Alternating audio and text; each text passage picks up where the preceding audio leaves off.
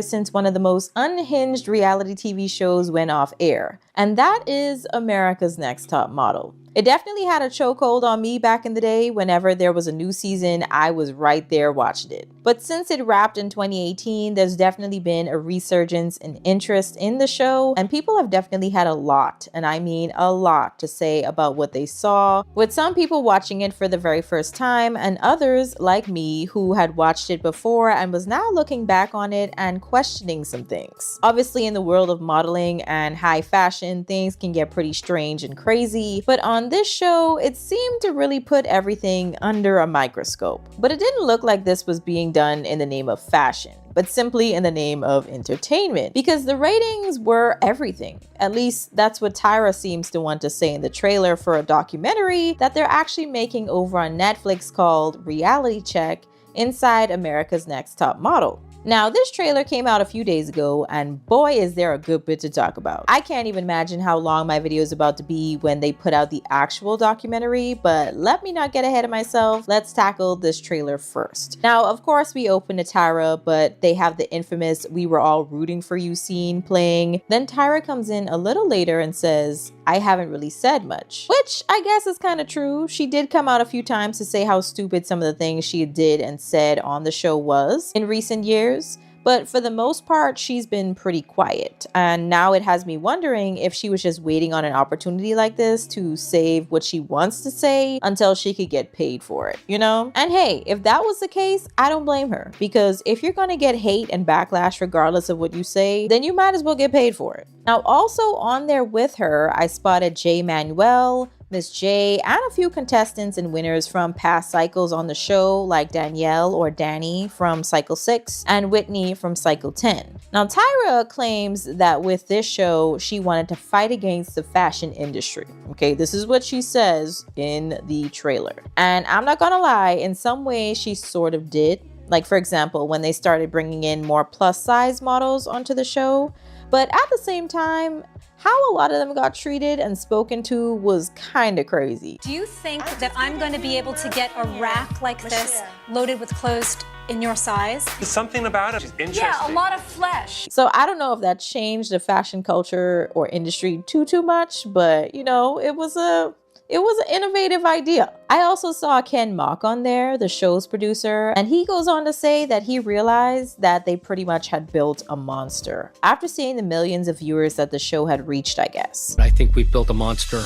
And this kind of sets the tone for obviously all the craziness that goes on to happen in the actual episodes of the show. From the extreme makeovers to challenges and photo shoots that would push some contestants on the show so far as to land them in the hospital. And Danny says something really interesting. She says, "It's a TV show to you guys, but this is my life." I think at the time I did kind of see it that way, just very disconnected from reality, especially since I was only like 8 or 10 years old at the time. So I think it was almost the same for the judges, even though they were there in person. It was almost like because they weren't the ones enduring any of this themselves, that it was just kind of like whatever to them, you know? I'm not saying that that's how they felt, but I'm wondering if maybe they just kind of disconnected themselves so that they can just be able to judge and just be kind of cold with it. I don't know, but that's just kind of how it came across to me sometimes. Now, Jay Manuel then says he realized that Tyra would do anything for the success of her show. And Tyra also then admits that she did indeed go too far, even calling it intense. And then she proceeds to blame the viewers for it all by saying, quote, "But you guys were demanding it."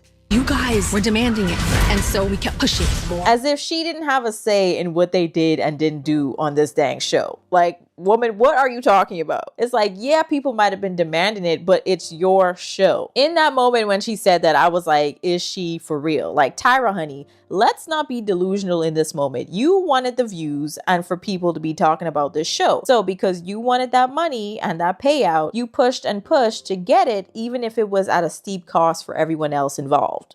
I just thought that statement by her was absolutely crazy, because as one of the creators and producers of this show, and even the hosts, for crying out loud, you could have easily said during each cycle what they were and were not going to do. Your decisions and what you would have said in these moments probably would have carried way more weight. Okay, if you had just said, "We're not going to do this to the girls on this show," they would have been like, you know what? Okay. because Tyra said it, you know? So it's just like, come on now. So there could have been boundaries. It could have been. She just didn't want to set them, it seemed. As far as I'm concerned, every girl that went on Top Model should have been like this. I don't know, I just don't think this is like right for me. I don't want to do it. I want to go home. Like, I can't take the pressure of it. But don't you think any job interview...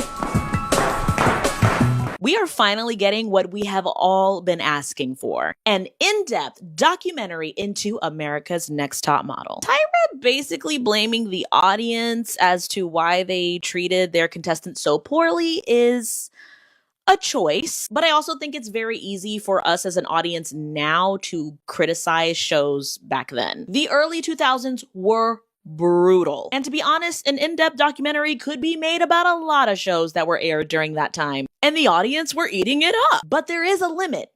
And Tyra reached it. I wonder what their excuse is for the race swap episode. We're about to be getting an America's Next Top Model Netflix documentary that is going to take us behind the scenes of America's Next Top Model and all the controversies behind it. And there have been tons and tons of controversy behind America's Next Top Model that is just too hard to ignore. And in the trailer, we see that Tyra Banks says that she knew that she took it too far. As someone who grew up watching America's Next Top Model and has watched it back and re-seen everything as an adult, it seems like a lot of these girls were getting humiliated on purpose. I'm sure you guys remember Danny being one of those people where Tyra said, if you don't fix your gap and get it closed, you're not going to make it anywhere. And if you watch a show, you know that Danny did not want to get her gap all the way closed, but she would later agree to get it closed more, but not all of the way. And we are going to see her in this new documentary and talking about how horrific these experiences were of getting actual medical treatment done on the show. And Danny wasn't the only one that was pressured, feeling like they had to do medical procedures to actually stay on the show and make it somewhere. And the thing that drives me nuts about them wanting Danny to close her gap is on later seasons, they had a model named Chelsea and they actually had her go to the dentist to enhance her gap. America's Next Top Model is finally getting a documentary on Netflix, and first of all, it's about damn time. I have been waiting for this show to be exposed via the current cultural lens for years. And I have to say, I find the trailer very, very interesting. It seems like the narrative is largely centered around Tyra and judges like Miss J, Nigel Barker, and so on. I didn't see Janice. Where's Janice Dickinson? To me, this kind of sounds like I'm not as responsible for the horrific things that went down on the show because I was just catering to the 2000s bloodthirsty audience and their desire for maximum messiness. I don't like that. I'm not gonna lie. I don't deny that it's true. Like, I totally believe that they wanted a successful show, and the more unhinged they got, the more successful the show got. The 2000s were a very messy time for reality TV. I guess I'm just curious about whether or not Tyra specifically will take ownership over the pain that she caused all of these women all these years, and I guess men too on that combined season. So it just seems to me after watching this that there wasn't really an ounce of remorse. Like, there was a little bit of regret, but it really didn't seem like she was sorry for any part of the show in the trailer. She might come across as being, you know, a little more remorseful when I watch the full project, you know, when that drops, because this is obviously just supposed to be a teaser, you know, it's a trailer. So who knows? But the documentary is supposed to be coming out on February 16th. And I honestly hope that they don't do that thing where they drop it in parts. Like, just put the whole thing out one time so that we can all congregate right back here, okay, and discuss what we saw and heard. Now, I, for one, find it pretty interesting that they were able to get Jay Manuel on here, considering that the last time he spoke about Tyra, that I know of, he said that they didn't really see each other anymore and didn't really have a relationship. Correct me on that if I'm wrong. But Jay had also written and released a book called The Wig, The BITCH, and The Meltdown, which some people were saying might have been about Tyra. I don't know for sure, but that's what was said. They also had Miss J and Nigel Barker on there as well. They were both judges on the show for a pretty long time. So I'm curious to see what type of tea they're going to be spilling, even though I'm sure it was kind of pre-approved tea, as in Tyra might have had them on contracts and they could only say so much. But there have been folks who have worked on this show, like Jay Manuel, who have come out and said that there was this constant feeling of fear while working for Tyra if you didn't do as you were told. But either way, come February 16th, I shall be sat and ready to watch this. I really want to see who the other girls are that they're going to bring from the show to talk about their experiences, because I know they definitely wouldn't bring on like Lisa and Angelia, because I feel like they'd probably have a lot more explaining to do for those two. But y'all could let me know your thoughts on this one. Will you be tuning in and watching? Because if so, we can meet right back here to discuss what the heck happened and what was said, what was probably left out maybe. But that's going to be it for me for now. I'll catch you all in the next one.